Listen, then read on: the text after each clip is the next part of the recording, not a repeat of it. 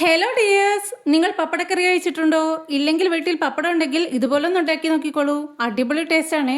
അപ്പം എങ്ങനെയാണ് ഉണ്ടാക്കുന്നത് നോക്കിയാലോ? അതിനായി ഒരു പാക്കറ്റ് പപ്പടം ഞാൻ എടുത്തിട്ടുണ്ടേ. ഇനി അത് ഇതിൽ കാണിക്കുന്ന പോലെ ചെറിയ കഷ്ണങ്ങളായി ഒന്ന് മുറിച്ച് വറുത്തെടുക്കുക.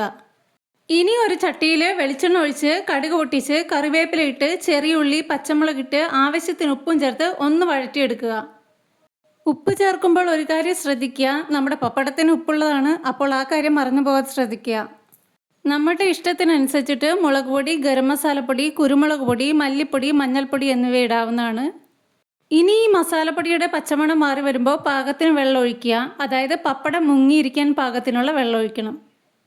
വെള്ളം തിളച്ച് പൊങ്ങി വരുമ്പോഴത്തേനും നമ്മുടെ മെയിൻ താരമായ പപ്പടം അതിലേക്ക് ഇടുക. ഇനി ഇവനെ ഒന്ന് ഇളക്കി 1 മിനിറ്റ് വരെ അടച്ചു വെച്ചൊന്ന് വേവിക്കുക. ഇനി ഇത് അടുപ്പിൽ നിന്ന് വാങ്ങാവുന്നതാണ്. അപ്പോൾ നമ്മുടെ സ്വാദിഷ്ടമായ പപ്പടക്കറി ഇതാ തയ്യാറായി കഴിഞ്ഞു. നല്ല ടേസ്റ്റാണ് കേട്ടോ ഈ കറിക്ക്. ചോറിൻ്റെ കൂടെ കഴിക്കാനായിട്ട് ബെസ്റ്റാണ്. അപ്പോൾ ഇത്രയേ ഉള്ളൂ നമ്മുടെ വീഡിയോ. എല്ലാവരും ഇതൊന്ന് ട്രൈ ചെയ്ത് നോക്കുക. മറ്റൊരു വീഡിയോ ആയിട്ട് ഞാൻ വീണ്ടും വരുന്നതായിരിക്കും. അപ്പോൾ please do like, share and subscribe. By.